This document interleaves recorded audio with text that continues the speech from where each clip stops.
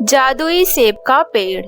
राजीव नाम का एक मोची अपनी पत्नी सविता के साथ रहता था और उनकी 2 बेटियां थी।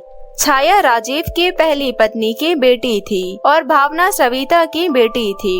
लेकिन सविता बहुत खुदगर्ज औरत थी, क्योंकि सविता ने तो पहले राजीव और छाया का बहुत अच्छे से ख्याल रखा। लेकिन जैसे जैसे समय बीतता गया, सविता ने छाया और राजीव का ख्याल रखना बंद कर दिया और अपनी बेटी भावना की ही देखभाल करती गई। कई बार तो छाया बिन खाए पिए ही सो जाती थी और जब राजीव पूछता तो सविता झूठ बोलती थी।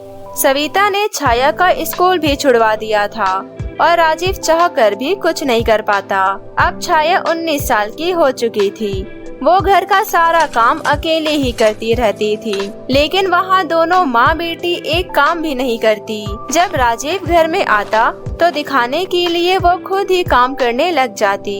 ऐसे ही एक दिन राजीव को जो पैसे मिले, उसमें से कुछ पैसों का राजीव ने अंगूर और सेब ले लिया।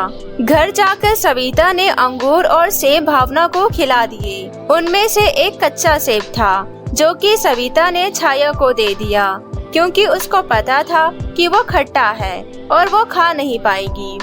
और उस दिन छाया बहुत दुखी थी। वो घर के पीछे बने हुए बगीचे में चली गई। जब उसने सेब काटा तो देखा कि वो कच्चा था। तभी वो कच्चे सेब को देखकर मन में सोचती है, क्यों ना मैं इस सेब को जमीन में बो दूं, ताकि इससे नया पेड़ उगाए।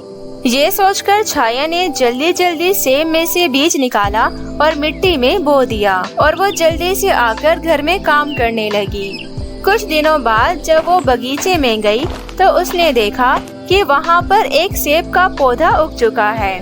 उसने उस पौधे को हंसी खुशी पानी दिया। अब रोज थोड़ी देर के लिए बगीचे में जरूर आती। एक दिन उनके गांव में सेठ के घर पूरे गांव का न्योता था। जैसे ही ये बात सविता को पता चली कि अमीर और गरीब का भी न्योता है, तो उसने मन ही मन सोचा, अगर मेरी भावना के लिए कोई अच्छा युवक मिल जाता तो मैं उसका विवाह एक अच्छे घर में कर देती। और मुझे पता है मेरी भावना को तो एक सुंदर राजकुमार ही मिलेगा। मेरी भावना इतनी सुंदर जो है।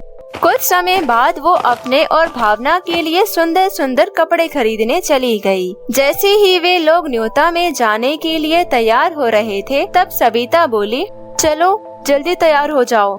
लेकिन छाया के पास तो अच्छे कपड़े भी नहीं थे, इसलिए उसने खुद ही उदास मन से जाने के लिए मना कर दिया। तो सविता ने एक बोरी में चावल और गेहूं मिलाकर उसको दे देती है और बोलती है, जब तक हम लोग आएंगे तब तक तुम इनको अलग करके रखना। और हाँ, घर में जो काम बाकी रह गए हैं उसे भी कर लेना। उन लोगों के जाने के बाद छाया छत पर चली गई और चावल और गेहूं फैलाकर रोने लगी। पहले तो उसको इस बात का दुख था कि उसकी माँ ने उसके लिए कपड़े खरीदने की बात भी नहीं सोची, और दूसरी बात सारे उसे छोड़कर चले गए। वो बेचारी अकेले इतना काम कैसे करती। तभी वहाँ आसमान से कबूतरों का झुंड जा रहा था। उन्होंने छाया को रोते हुए देखा तो कबूतर उसी के छत पर आकर बैठ गए और बोले, तुम रो क्यों रही हो? तब छाया ने कबूतर को सारी बातें बताई तो कबूतर बोला, तुम एक काम करो, तुम तब तक नीचे का सारा काम कर लो और इन दानों को हम सब मिलकर अलग कर देंगे। और जब तक तुम नीचे का काम खत्म करके छत पर आओगी तो इन दानों को बोरियों में भर लेना। इसके आगे का उपाय तुम्हें सेब का पेड़ बता देगा। ये सुनकर छाया बहुत खुश हो गई और उसने नीचे जाकर सारा काम खत्म कर लिया। जब वो छत पर आई तो उसने देखा कि चावल और गेहूं अलग हो रखे हैं और उसने उन दोनों को अलग अलग बोरियों में भर लिया और फिर बगीचे में जाकर सेब के पेड़ को देखने लगी। तभी उस पेड़ से आवाज आई, मेरी एक डाली पकड़ लो और जो तुम्हें मांगना है वो मांग लो। छाया ने डाली पकड़ी और बोली, मुझे एक बहुत सुंदर कपड़े चाहिए और मुझे उस दावत में भी जाना है। तुम्हारे लिए सब कुछ हो जाएगा, आंखें बंद करो और तुम्हारी मुरादें पूरी हो जाएगी। दावत से आने के बाद तुम यही बोलकर कपड़े बदल लेना और आज के बाद कभी रोना मत। और देखते ही देखते वह सुंदर कपड़ों और गहनों में बदल गई। छाया जैसे ही उस दावत में गई तो सभी लोग उसकी तरफ देखने लगे और आपस में बातें भी करने लगे। सभी उसके कपड़ों और गहनों को देखते ही रह गए।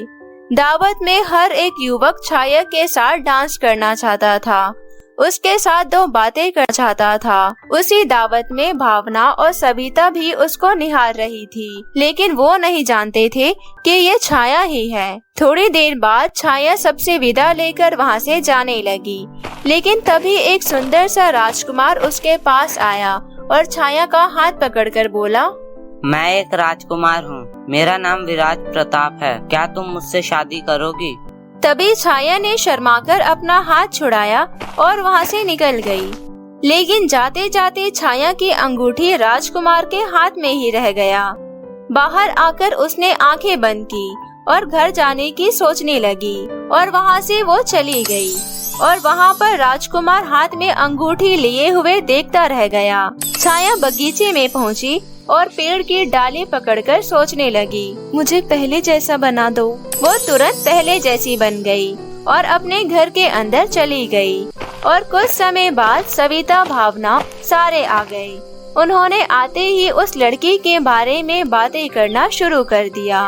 अरे भावना, तूने देखा कितनी आकर्षक और मनमोहक राजकुमारी थी। उसे तो कोई राजकुमार ही मिलेगा। वो इतनी सुंदर थी कि मैं तो उसे देखते ही रह गई। हाँ माँ, तुमने देखा कि उसके कपड़े कितने सुंदर थे और गहने भी, लेकिन ये नहीं पता लग पाया कि वो कहाँ से आई थी। वो तो अप्सरा लग रही थी। वहाँ छाया चुपचाप उनकी बातें सुन रही थी। तो सविता ने उसके तरफ देखा और बोला, मैंने तुझे कहा था ना, तूने चावल और गेहूं के दाने अलग कर दिए। हाँ माँ, मैंने चावल और गेहूं के दाने अलग कर दिए और घर का सारा काम भी कर दिया। अगली सुबह होते ही जब सविता पड़ोस में गई तो उसकी पड़ोसन बोली, अरे सविता, तुम्हें पता है विराज प्रताप एक अंगूठी लेकर गांव की सभी लड़कियों के हाथ में पहनाकर देख रहा है और जिसके हाथ में वो अंगूठी आ गई वो राजकुमार उसी लड़की से शादी करेगा।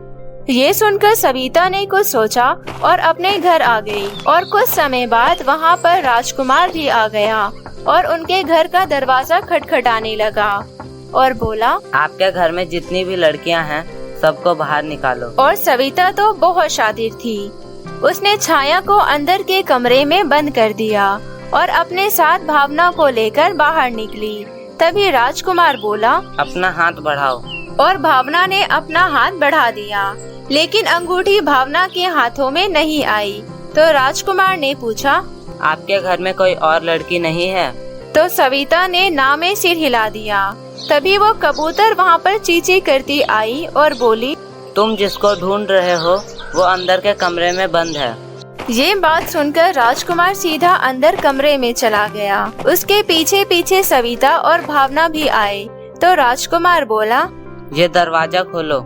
लेकिन सविता उस दरवाजे के सामने जाकर खड़ी हो गई, क्योंकि वो दरवाजा खोलना ही नहीं चाहती थी। तभी राजीव वहाँ पर आया और राजकुमार से पूछा, अरे छोटे साहब, आप यहाँ कैसे? तो राजकुमार ने राजीव को सारी बातें बता दी। तब राजीव ने सविता को धक्का दिया और वो गेट खोल दिया। और जब घर में छाया बाहर निकली और आंख बंद करके ये इच्छा करने लगी, जादुई सेब के पेड़, मेरे भी जिंदगी में खुशियाँ भर दो। और तभी राजकुमार ने छाया का हाथ पकड़ा और उसके हाथ में अंगूठी पहनाने लगा और वो अंगूठी छाया के हाथ में आ गई। जैसे ही राजकुमार ने छाया को वो अंगूठी पहनाई, तभी छाया बिल्कुल राजकुमारी में बदल गई, जैसे कि उस दिन दावत में वो बनकर आई थी। उसको देखते ही सविता और भावना की आंखें फटी की फटी रह गई। उन्होंने क्या सोचा था और क्या हो गया। विराज प्रताप ने कहा, मैंने आपसे कल भी पूछा था, क्या आप मुझसे विवाह करोगे? ये बात सुनकर छाया के पिता खुशी से फूले ना समाये और बोले, मेरी बेटी की तो भाग्य ही खुल गई साहब, जो ये आपके घर जाएगी और उसका हाथ मैं आपके हाथ में देने के लिए तैयार हूँ। विराज प्रताप ने उसके पिता से इजाजत ली और कुछ समय बाद उनका विवाह बहुत धूमधाम से हो गया। विवाह के बाद छाया अपने घर आई और सीधे बगीचे में गई। वहाँ जाकर उसने सेब की डाली को पकड़कर कहा, बहुत बहुत धन्यवाद, अगर तुम ना होते तो मैं सारा जीवन इस नरक में बिता देती। हे जादुई सेब के पेड़, जैसे तुमने मेरे जीवन में खुशियाँ भर दी है, वैसे ही औरों की भी सहायता करना और मेरे माता पिता का ध्यान रखना।